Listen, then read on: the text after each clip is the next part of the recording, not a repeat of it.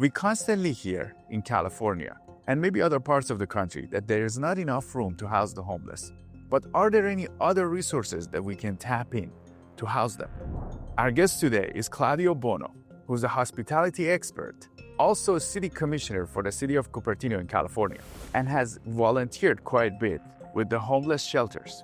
Create centers almost like airline lounge area where you're welcomed with a reception where we can complete the data and give you an ID card that will put you on a database, and we will know why you're there, how and what happened. We'll kind of know your story and how we can help. We also talked to Cameron Flanagan, who's a therapist that has helped homeless shelters in Los Angeles. Today, we'll find out if there is another option to house the homeless. I'm Siama Karami. Welcome to California Insider. Claudio, it's great to have you on. Welcome. Thank you for having me. You have some ideas how we can deal with homelessness in California. You're a hotel manager. You've seen the hospitality space. You have seen some opportunities there. You've spent a lot of time working on this as a volunteer in different capacities. Can you tell us what's going on with homelessness? It is a big issue because it's only gotten worse since COVID. It exploded. When you talk about where I come from, Silicon Valley, you wouldn't think that you would meet maybe some kind of unhoused or homeless, yet it really exploded since then. So it's been the past 5 years that we have seen issues in housing, or it's coming a little bit more than ever before. But we're seeing deficiencies left and right and wonder why we don't have certain shelters in certain cities, why there is no assistance provided, and why at this day and age where 6 years later we have spent $37.8 billion in the homelessness problem, and yet it isn't fixed. And they just added $800 million about 3 weeks ago with no results, no viable solution, and no vision in sight. Can you tell us how you're involved with this? There was a little spike in homelessness in our city, and I generally took the time to speak with someone to find out what was happening, to find out that it was a young kid that needed help, and I couldn't sit there and do nothing. So as a hotel general manager that also travels the world, I had enough points to secure stay for him in one of the local hotels, the branded hotels. And I took a leap of faith. I just wanted to make sure that I assist the best I could. I guided him to go to the closest YMCA, took a shower, and I went back home and got some new clothes that would fit him. And I met him there, and I put him at the hotel, and I was keeping in touch every single day. I was very happy because when I was able to not only assist with points, it didn't cost me any cash per se. The hotel had their occupancy, the city got their transit occupancy tax, but also he was most importantly protected and had a roof, and finally see a bed that he hadn't seen in months, where you could take a shower, and breakfast was included also with the package. And so this is really how Give a Roof came up. And then after 8 days of connecting, he was able to reconnect with distant family. Family sent back a flight ticket to go back to Florida, where you originally came from. It was a win-win for all. And you've been getting involved with the local community to help. I arrived 11 years ago in Cupertino, California, and I immediately always jumped into the community and assist. Every hotel general manager, in my view, should help their community. And I joined the Cupertino Chamber of Commerce. I'm a former president and current vice president, but also a Rotarian, also the vice president for the Historical Society. And my aim is to always help even schools if they need places to meet in meeting space. If it is available, then we'll provide it to them free of charge. And we've done many programs where we use the hotel as a platform where they can meet and each other and make it more a community. You have volunteered some of your time with homelessness, and you've been involved with some organizations in your area. Why is it that we cannot deal with it? There is a say that says too many cooks in a kitchen, it's already a problem. So, and I strongly believe that when you realize, and there is a struggle here with every American citizens who are fed up to see why is it not working? What's going on? Why all this spending? Why is there no viable solution? I genuinely, in my humble opinion, think that we haven't thought this through correctly. And it doesn't seem to me, based on what I've seen, based on what I hear, based on my conversation, that we're actually responding to the needs of the unhoused. A lot of people are afraid for their own safety. They have zero storage to place their important belongings. And you have to understand, people are wondering, you and I may wonder, well, don't they know where the closest YMCA is? Don't they know where the shelters are? Yeah, but you and I have a cell phone. Some of them don't. They don't have a map. We don't generate maps. So, and I realized that I'm serving meals together with the Rotary of Cupertino and shelters, and I do speak with people, and I see that you're having encampments right across the street, but yet there's not enough bunk beds. And so with my relationship in my community, where I do meet a lot of mayors and see many people from various backgrounds, they are telling you right away, and anyone can call their elected official and say, what can we do to help? And they will tell you, Claudio, we don't have any power as far as providing even more bunk beds. We could double the occupancy, and you have to understand, and you have to see it. These are what we call shell, where you have probably 10 exits in case of fire. So this is not a fire code issue. It's just about someone at the government level to say, okay, we're authorizing more bunk beds. If we double the capacity, and if there is a fire... Of the shelters, right? Yeah, exactly, at the shell. And they could leave easily because there are so many exits. And this is just a ground level. We're not talking floor number 2 or 3 or 4. It's just one floor. So right now, there's a lot of talks in San Jose about even jailing those that are not willing to go into shelters. But yet, have they spoke to mothers who are genuinely afraid? Some of them have been robbed and more, sexually assaulted. So I can understand that if you or I or anyone in that position, we all fear to become one day homeless. I do, but I would want to know that I'm in a safe place. But when you're surrounded and no one is triaged, there is addiction, there's mental issue, financial issue, or just bad luck. You can't put everybody under the same roof, because you're always trying to look for someone to help you out psychologically, emotionally, and you cannot find any connections, because a lot of them, the same people, you know that they do not belong in shelters, but more of a specialized institution where they can get the real help, what they need. But unfortunately, we don't have that kind of triage. And that is why I came up with givearoof.org. I realized that too much funding, $37.8 billion, too much. We're all complaining. Where's our taxpayers' money going? There is no triage. There is no centers or immediate help focusing on a one-on-one case scenario. That is important. And most importantly, 2 more things. As a city commissioner, I provide advisory counsel to our council members and the mayor of our city, because I sit for, a month ago, I was sitting for 15 nonprofits presentation in order to get grants. But there is zero synergy in between them. If a food bank is providing food and has an excess of certain items, they're not connected with other ones nearby to see if they need something. So in our industry, in my industry, the hotel industry, you do have what we call an RFP, right? I sit through the program, I provide all my information, but for nonprofits, there's zero request for putting themselves together in a collective with other nonprofits where they could share their resources, and that is what's missing. Our governor of California was told that he had also zero database, and there is none available one. You wonder, where is the money going? Why are we asking so many unpaid volunteers to help? And you question the problem, and you're looking at the deficiencies, and you said, how is that possible? So let me analyze the data. If you try to analyze the data, there's nothing to analyze.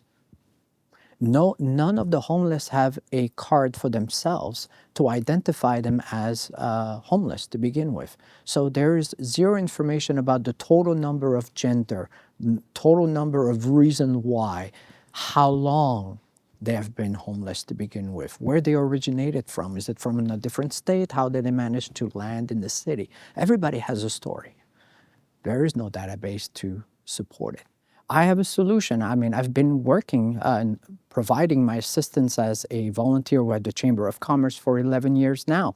Why don't we provide them grants so that they could come through each and every single city, and we can have an idea of what the gender is, what are they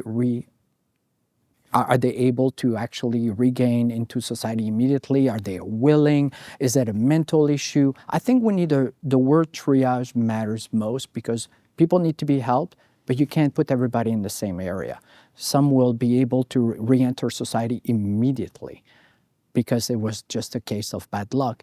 Coincidentally, not one or two or three, but multiple people that I've helped were like you and I, cohesive, well-leveled. It was just a matter that either they're too far away from their family and they can no longer connect, or the fact that their sexual orientation and they have an issue with, or they just leave. In California, there is an age 18 or 19, you have to get out of foster care. In LA alone, we have thousands of kids on the street. So you have to understand that there is a stigma attached to homelessness, and we all have our own image of what a homeless looks like. I suggest for anyone that loves to judge immediately to go in LA and to see the kids on the streets that are suffering, that need our help. They don't fit the narrative, they don't fit the stigma, and they don't really show the image of homelessness itself. We got to protect them. There's so much trafficking around it, but where's the assistance? Where's the help? Where are the centers for those who needs mental assistance? That's why, as a traveler, I even come up with an additional solution on givearoof.org. Create centers, almost like airline lounge area, where you're welcomed with a reception where we can complete the data and give you an ID card that will put you on a database, and we will know why you're there, how and what happened. We'll kind of know your story and how we can help. Also in those lounges, we'll have food court, restrooms, bathrooms, and also nonprofits that are going to be there to provide free clothing, shoes, resume assessment, transportation, because there are so many companies that provide transportation from point A to point B. Where are they in the mix, right? And vocational schools. Does anyone even think to actually link them to the mix? Dentistry, hair technician, nail technician, instead of performing their work on mannequins, they could be there to assist as well. So I think the problem is easy to solve. I am sorry to say it that way. It needs to be thought out. And my plan that came out close to 2 years ago was even way before the brand new administration in DOGE, which focus on credit card points, hotel points, all of those loyalty points, that billions of points are expiring yearly, yet we can convert that into cash. California is not only setting trends in the US, but the whole world. We have some of the most and best products and best entrepreneurs across the globe. That's why we decided in California Insider to pick products that are made in California and let you know about them. Today we want to highlight House of Coffee. This is a coffee shop and coffee producer in California that we actually interviewed on the show. So you combine that art and science, and so that way you get a consistent, really good cup of coffee. They're from San Francisco. They have a very important and amazing family legacy. Well, that's my father's roasting style for 30, 40 years that he's done. That started multiple generations ago in Middle East, and now it's in San Francisco. They sent their coffee to us. We tried it. It was amazing. You can try it using the California Insider, CA Insider promo code, and they'll give you a 10% off. Let us know what you think of their coffee. The way they roast it is unique. Now, before we get into your plan, which is very interesting, was there a moment that you thought to yourself that this is broken, the way we are dealing with homelessness here in California? Well, the day I volunteered at a shelter, to be honest, as a hospitality professional who is drilled to make everybody happy and make sure that they have a great experience, I see a lack of service. I see a lack of understanding. And that's why the more the years were passing by, I was wondering myself, why is it still continuing? Why isn't there any solution that actually work? Why are we still here? Why is it not moving forward? Yeah, you just need to go to a shelter and speak to a few people to realize how the system is broken. There is no cohesive plan. And you do have outsourced security that if you go to shelters, and I'm very sorry to say, many of them are there either for the paycheck, non-caring, but also fear for their own security. So it's a mix of a not well-run operation. That is my genuine assessment of what I've seen. And how can you respond to a problem if you do put someone that has mental addiction or other types of addiction and or psychological issues in the mix with those that are trying to have a roof or secure a roof over their head? It's too much issues to deal with, and some, by just looking at it, turn around and go away because they don't want to deal with the reality of the hardships that they see right in front of their eyes. It's not easy psychologically to be surrounded by all these levels of mental issue and or problems, inside the negativity. shelter, right? Yes, because it's a lot of dark negativity, unfortunately. So they don't want to be in the shelters because No. of that. That is correct. It's a realization that you failed. One. It's another. Because of the people you're surrounded by. That is correct. And the way you're getting treated in the shelters by the staff? That is correct. It's, I don't want to put any blame or I don't want to be the person that's going to be crucified out there that says, oh my God, you told us that we're not performing. I'm basing myself from what I've seen. There's either someone that cares too much or someone that doesn't care at all. There is no constant because, for example, my sister Ruth Bono lives in Belgium. She's a life coach. So I've been always surrounded by that powerful energy or yes, you can do type of will. And we're not surrounded by those professional therapists, psychiatrists, all of the people that can actually, I would say, find out what is wrong with you or how we can help or guide you. And I think that is one of the most important aspects of how we can put back the people back to where they're supposed to be. That is an incredible component that is missing. And again, because I've lived my life with I know my sister and that's what she does for work. And I do realize that we do have so many levels of people willing to help, but yet the government does not call on them to assist or being part of the solution. That's important, but that would solve a lot of the issues as well.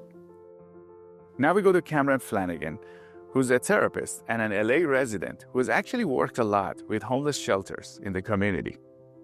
A homeless shelter opened up in your community and you were advocating for this. I'm very humanistic and I was not against it. The council person came to me and asked me what I thought because he'd known my involvement in the area for a while. And I said, yeah, let's try it. 3 years, okay, let's see how we do. We're 5 years into that 3-year time period, and there has been so much, and there continues to be so many issues. And I hear from the other side of the aisle, from the people who are homeless, their perspective. I hear from the community, their perspective, and I see and I watch the management and security of the shelter and why we're experiencing what we're experiencing in the area. The police are doing their jobs, just as, I know that. I see that. The rangers are doing their jobs. The community has been imperiled with a lot of issues related to people at the shelter in terms of crime. The people at the shelter sort of say, well, we're not really doing anything. We're just a bunch of homeless people here getting high. That's not true. I watch them, and I see them in the community and what they're doing, at the Rite Aid and the Vons and, all the local stores in terms of stealing stuff, even though they have benefits. And so, no, it really comes down to greater accountability by the shelter operator And the paperwork that the people sign when they're residents of the shelter, they need to follow through with that. Is it like that for most of shelters in LA? You have toured other shelters, right? I have. So it's really interesting. The shelters that put in place the drug or the substance use treatment requirement are very different. The ones that don't, it's sort of a you get what you get sort of thing. So catch as catch can. There's always, the one-off person who will be like, I really want to get clean, or I'm ready to get clean, and then there's the other people that are like, they're not, and they just use it as a way to have a shelter, a place to go, but they don't actually make many strides past being in that shelter. And you have offered some of your therapy services to these shelters and the homeless people, right? Oh, I've done everything from showing them the right road through life coaching to taking them to their doctor appointments, to booking and taking them to their doctor appointments, to getting to apartments and seeing apartments. I've done every single aspect of this, and it has been absolutely eye-opening. I mean, and I'm chuckling because you should, if I could have had a video service on this, or some sort of footage on this, it would have been unbelievable. So what's the situation on the other side where we don't see, like the stories of the people? Why isn't it working? So the idea was to have interim shelters. So whether they're interim bridge home shelters or tiny homes, or, I mean, they could take a lot of different, they could even be the motels. But so the idea is you get them into these places and stabilized. They get vouchers, and then they're able to get to either a temporary situation, temporary permanent supportive housing, and then eventually Section 8, or they just go straight to Section 8 housing. But you're asking me what is the issue? The issue is that we've thrown a lot of money at this, and we haven't accounted for the money, number one.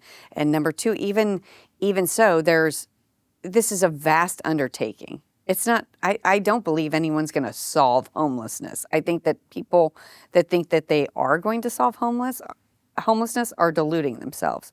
Because as we're a sanctuary city in Los Angeles, the more people are going to come there, come to LA, they're going to take advantage of the services and anything they can get that is at no cost to them, and they're going to, quote, work the system. We're coming up with our own social welfare state without actually having the proper controls in place. So that's what I see. And people in Los Angeles don't necessarily know. They are very aware of the mismanagement of the shelters. They're very aware of the lack of accountability and by the residents at the shelters and the management. But they also are like, what do we do? There's all these nonprofits. There's the homeless, the nonprofits that have gotten away with a lot of money and not a whole lot of return for that money. So a lot of people are like, what do we do? Now, is it safe in these shelters? What's the experience like for people?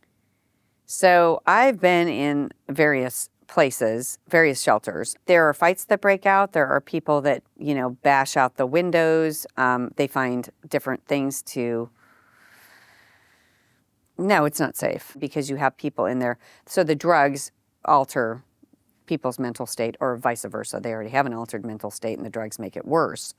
And they, at any one given time, they may decide to break out a window, go after somebody with a cane, start a fire. I mean, it's very unsafe. Are they allowed to bring drugs, or? They're not allowed per se, but there are people who if you're a drug user and you're saying, well, you know what, this is my shelter, this is my home, this is my pad, my base, they feel a sense of entitlement and a right to do so. So they'll bring in paraphernalia and drugs. My understanding is a lot of the shelters do not allow police inside. They try to rest on this idea that they need a warrant to enter, which is incorrect, because there's been some pseudo confusion that LAPD is ICE, the federal authorities, which is untrue. So, but some of the other shelters are getting the message that the LAPD actually, if and when they do foot beats inside the facility. It is for the protection of everyone who is there. So not everyone in a facility is a drug user. Not everyone in a, I have elderly people who've lost their husband during COVID, different things. Lots of different types of people. They're from all walks of life and circumstances. So they need to feel safe. And a facility that is a shelter needs to be safe for everyone. And when people come to these shelters, they're supposed to go get Section 8 housing or different kinds of housing, right? This is a place to stabilize and then move on, right? Correct. It was supposed to be under the LAMC code. It was supposed to be for 180 days, but the city of Los Angeles got, they understood that I understood what the law looked like, and so after enough research, I was like 180 days, and then they decided to shift that policy to the one with the state to make it in line with the state. So, at the end of the day, I don't care if it's 180 days or 280 days, but there needs to be some sort of, you're here for a certain given period of time, and during that time, you're making progress. That's what I care about, is that there's a metric in place that, where you have an end goal, like you said, to get Section 8 housing or... And you didn't see this progress, or you did see it in some individuals? I saw a lot of people being recycled through the system. So if, for instance, people made some progress, it was the staff of the nonprofit tried, and the client didn't meet with the case manager often enough, or the client went back into a substance use disorder issue, or their mental health, and they refused to stabilize through some outside source. So I saw that initially. Now I'm starting to see little trickles of people that are like, regardless of their substance use disorder or the mental health state, they still get them housing. So, and in some cases, there are people that I've been told are sort of being pushed out of the system. So pushed out to housing because they're stable enough, or there's people who are just basically returned to the streets. And so there's people hanging out outside shelters because of that. You decided to come to public to talk to us. Why? Well, because I think people need to understand that the shelter, it's not about the shelter system. Okay, so we do need beds for people who are in house, but they need to be regulated better. It's not about quantity of beds, it's about the quality of the beds, right? Or the quality of what ensues. So you can open up all these places, but without proper management and an agreement on the table by both the management and the people who are utilizing the services at the shelter or utilizing the shelter, even if they have a, quote, good neighbor policy like certain nonprofits do, it doesn't matter. It has to be enforced and enacted to make sure that people are safe in the shelter, the greater community is safe, and wherever it's placed, that, whatever resources there are, say at the ocean, if it's on or near a boardwalk near the ocean, that there's not needles in the sand. If it's in a park, that the park is protected and the wildlife aren't suffocating on certain things that they shouldn't be suffocating on. So that's why I feel very strongly that there has to be accountability by, the people operating the shelter and the people who are utilizing it, and also by elected leadership. They can talk about accountability and transparency, but they need to show that. If another shelter came, you were supportive of the first one that came to your community. If another one came, do you support these shelters in communities? I'm supportive of them for a time frame. Okay, it has to be time bounded with metrics for success. I'm not in favor of them being in parklands because that is where people have the ability, what we're doing by doing that we know across the city, I know this from Rec and Parks and the commission, that they are putting these shelters in various parklands. And as a result, they're taking out the ability of families that don't have large yards or their own pools or their ability to be near green spaces to utilize parkland and historic areas. So I'm not in favor of them being in parkland at all. I think it's very unsafe. And then in terms of if we're talking about in communities themselves where you have established homes and apartments and so forth, possibly it's sort of like a group home or like, an NA or some sort of like supportive housing. But again, it comes down to how they're managed And that has to be vetted by the community. The community needs to get all of those answers, and whatever answers they receive from the people in charge, including the nonprofit and the politicians, then that needs to be followed to a T. It can't be, oh, we're just going to build this over here and we'll sort of let you know after the fact that this is what's going to go on. The community needs to be an integral part of that process, and not and the people who are putting it in and the people that are operating it need to be open and honest, and it needs to have goals, goals that are achievable in terms of like how they're going to interact with the community, and make sure that the people who are utilizing those services are accountable for their own behavior. Now we go back to our interview with Claudio to see how his solution works. Californians and everyone in this country, they are giving. So one part is that we have actually delegated this work to the government with paying taxes and hoping the government would deal with it. But then there's another side. Probably a lot of people want to donate the points. It's very creative. But there's another side of it, is the risks in the hotels. You're a manager. You're dealing with a lot of customers every night. Some may be nice, some may be angry, some may not have a good day. How would this work? We think that everybody who's on the street is mentally challenged, and that is further from the truth.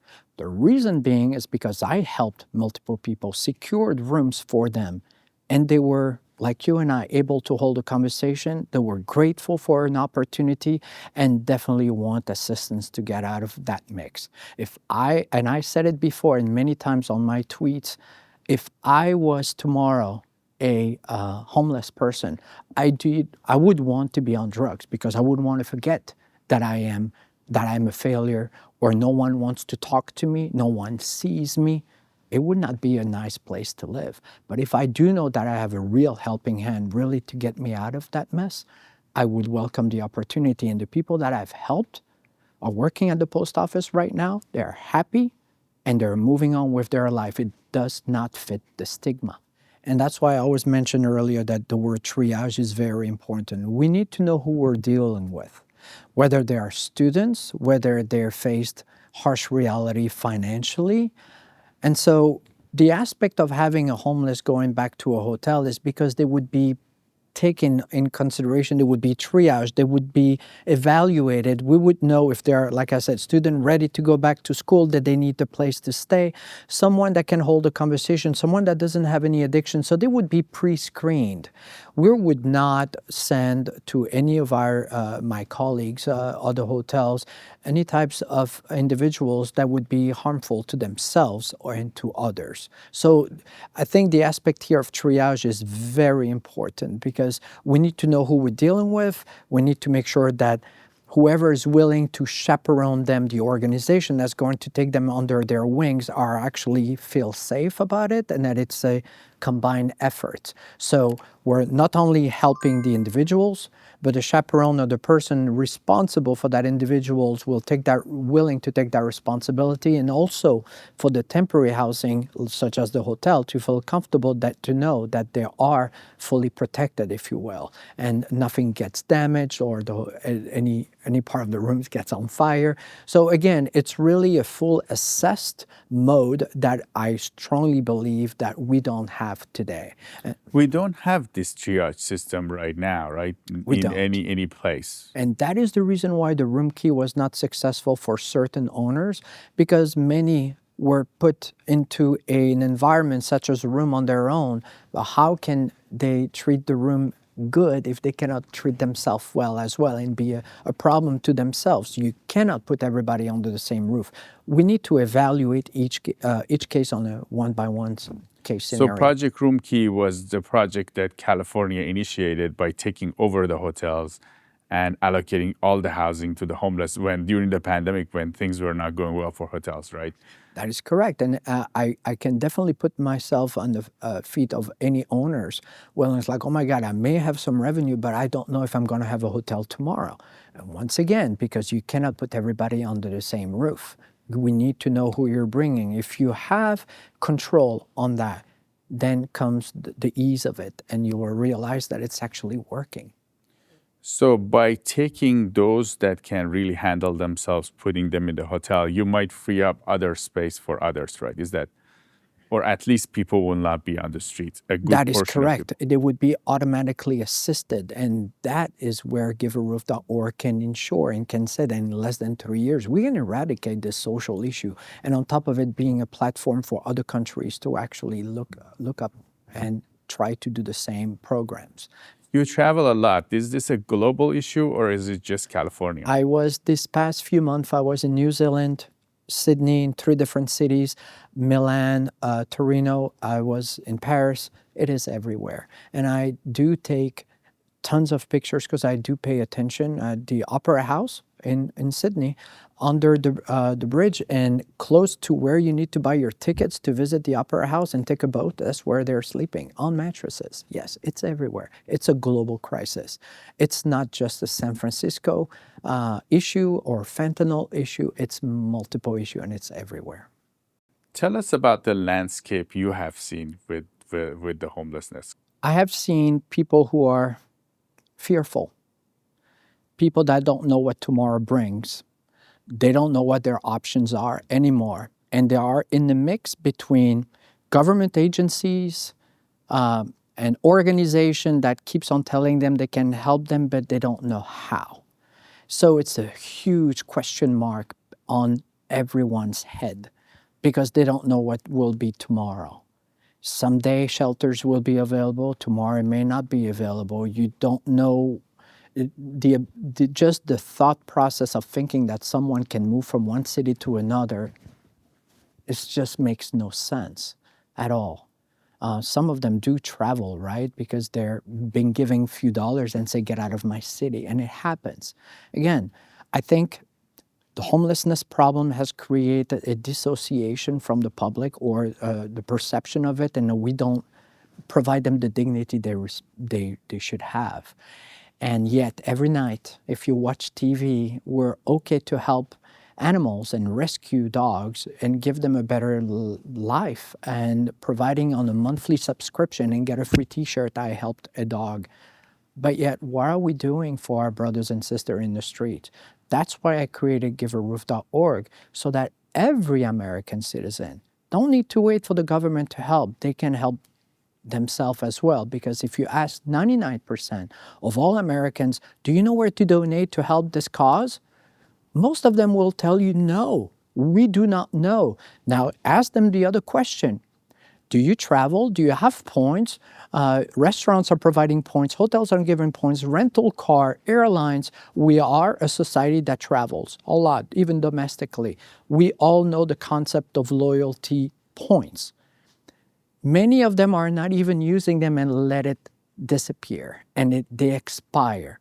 Yet, in our day and age right now, you can go to your Chase card, you can transfer easily in less than 2 clicks.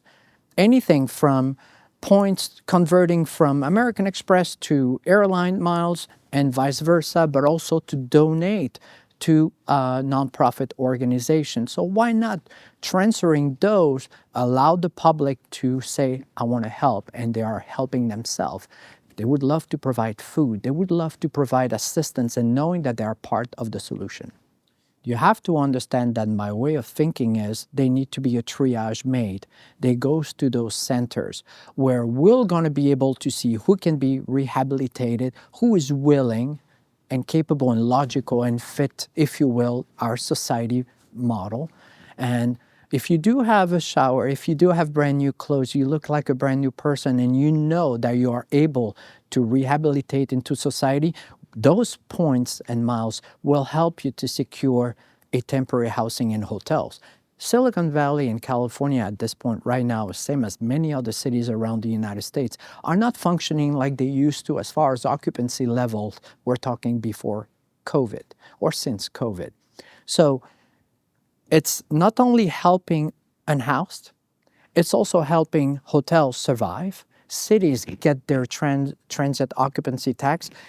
And the ability from nonprofits like Chamber of Commerce to even hire willing homeless individuals that wants to be part of a solution. So It's not just donate, it's get back at the same time and have a whole entire process that works in unison, because we would actually work together with nonprofits and with the population and actually do shelters that will take care of a triage and mental health abilities and bring together all those companies like therapists, psychiatrists, and all of that, life coaches into the mix, and create a great opportunity to finally stop it, finally react towards it. Because I don't know about you and I, but I've never seen any centers for anyone that has psychological problem. And my understanding is that we did set aside $1 billion for it. I haven't seen any centers. I haven't seen that. I don't know how that works and who to contact.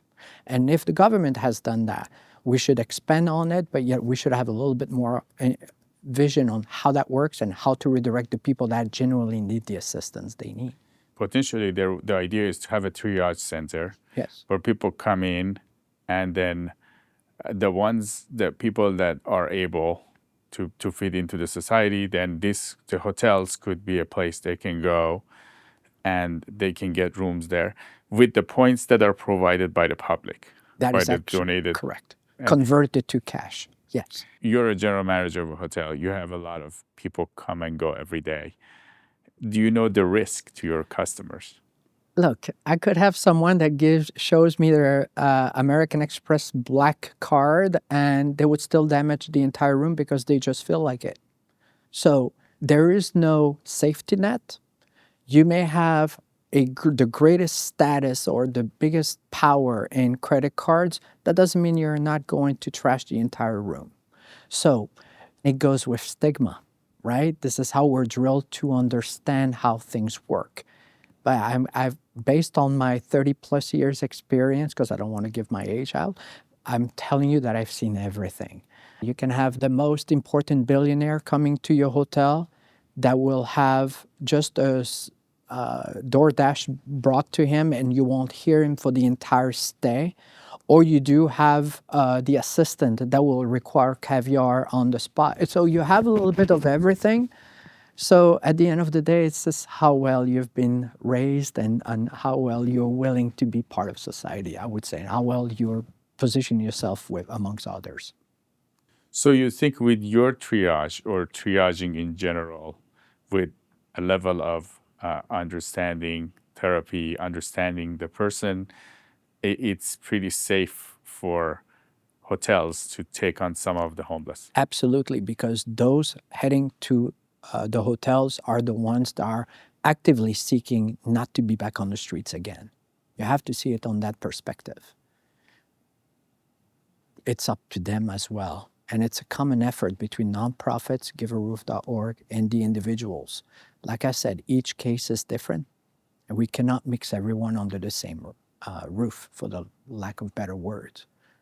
To do this, besides the help from public, getting the points from people, which is easy for people to donate their points, which is very creative. And you have done this yourself. Yes. Right? Besides that, what else is needed?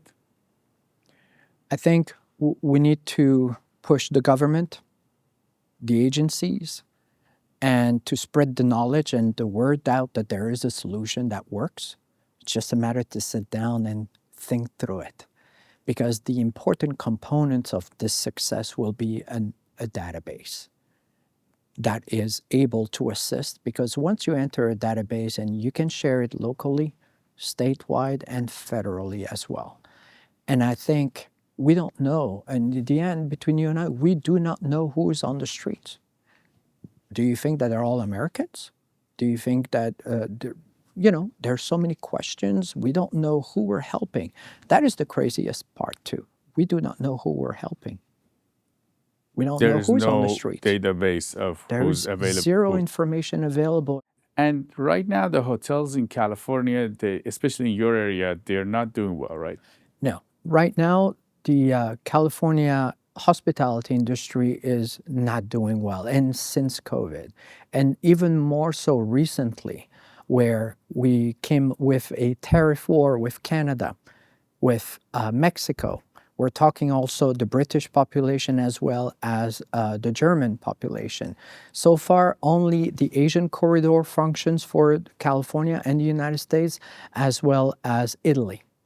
And that has given a loss of over $90 billion in California industry. I partner a lot with Brand USA, Visit California, and things are not doing well. So there's two things here.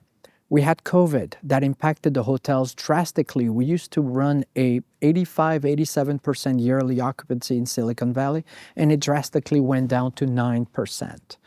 Thank God we were helped years ago through major programs like the PPP that was able to sustain hotels, employees, and make sure we're staying open.